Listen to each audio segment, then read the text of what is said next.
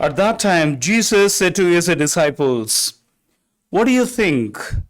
If a man has 100 sheep and one of them has gone astray, does he not leave the 99 on the mountains and go in search of the one that went astray? And if he finds it, I say to you, he rejoices over it more than over the 99 that never went astray. So it is not the will of my Father who is in heaven that one of these little ones should perish." The Gospel of the Lord. The first reading today is taken from the book of Prophet Isaiah, chapter 40. Isaiah has major three segments of the 66 chapters of the book, and 1 to 39 would come under first Isaiah, and 40 to 54 would come to second Isaiah, and 55 to 66 would come to third Isaiah. So this second Isaiah historically is a time when the people of Israel already are taken into Babylonian captivity. The destruction of Jerusalem temple has already taken place, and the desecration is taken place, and the people and the nation is destroyed, and they are all deported to Babylonian captivity. And the message was very clear that it is because the people went astray. The people of Israel went away from the Lord and his ordinances in their worship of the Lord and in their social living as well, in their unjust living, in their social affairs, interpersonal relationships. So the result is because of what they acted. The Babylonian captivity is a punishment that the people of Israel have brought upon themselves. It is because of their choices of actions that has brought this destruction upon them. And this particular section, Isaiah 40, begins a new chapter. Begins a new chapter in the life of Israelites, where they have already been taken into Babylonian captivity. They are in a foreign land as exiles. Now the message of comfort comes in. The message of consolation comes in.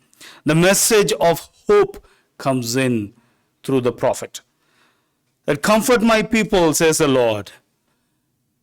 The prophet says the words of the Lord. Comfort, consolation, and hope.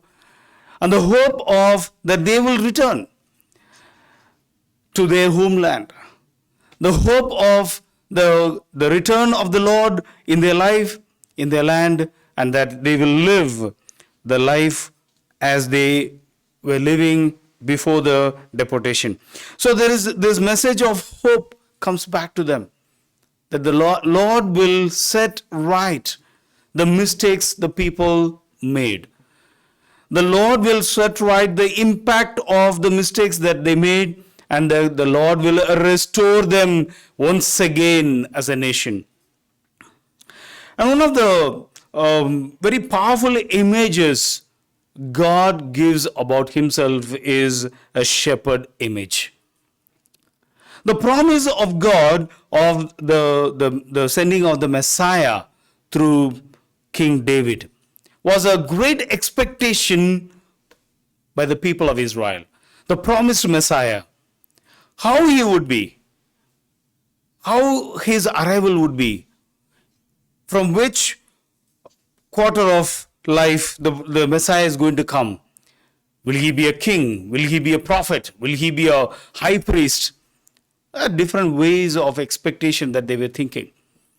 One of the strongest images comes across is the shepherd image. As the Lord himself says, "Behold, he will come, he will tend his flock like a shepherd. He will gather the lambs in his arms, he will carry them in his bosom, and gently lead those that are with young." A shepherd image given, the Messiah like a shepherd, he would tend his flock. Same image is repeated in the gospel today. The image of a shepherd who goes after the sheep that has gone away, that strayed away.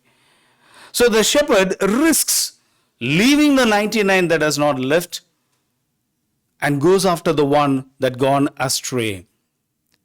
This shepherd, who is gentle and humble and meek of heart, does not want even the loss of one sheep, so he goes after. The sheep has gone away from the shepherd, has strayed from the shepherd, and the shepherd goes after. And this image is an experience, lived experience by each of us, by humanity at large, and each one of us in person. By the fall of the first parents, when the humanity lost the divine love and the humanity lost the divine paradise, there the Lord decides to rectify the mistakes. There the promise of the rectification takes place. And there God decides how to set right what the humanity has made wrong by their choices. And there he takes the effort to bring back his people. And therefore he comes down. He promises to come down, and he comes down. And he is setting right the mistakes is not in a collective form to the humanity at large alone. Yes, it is. But to each one of us individually as well. In our day-to-day life deliberations, in our everyday choices that we make, very often we go astray. And most of the miseries that we experience in our life, most of the difficulties that we have and experience in our life is because of those wrong choices, wrong decisions we have made, and we have acted upon them. But God has not abandoned us. That is the good news to us today. The Lord, the Good Shepherd, does not abandon us in spite of our wrong choices and wrong decisions. And he comes after us. He seeks after us. And he embraces us. When he finds and he embraces us. And he sets right what we, by our choices, made it wrong. Both in a collective sense to the whole humanity and to us, each one of us individually in our life. He has done it historically through the Paschal mystery that we celebrate every day at the Eucharist.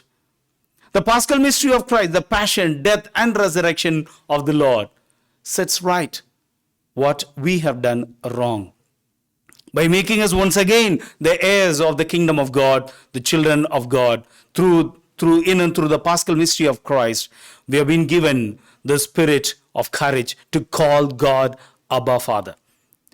And that same Paschal mystery in each one of our life also sets right the mistakes that we make. The difficulties, the miseries that we go through are being set right by the same Paschal mystery of Christ, by his divine intervention. And the Lord has not abandoned us, does not abandon us as he has promised. And that is what we hope for.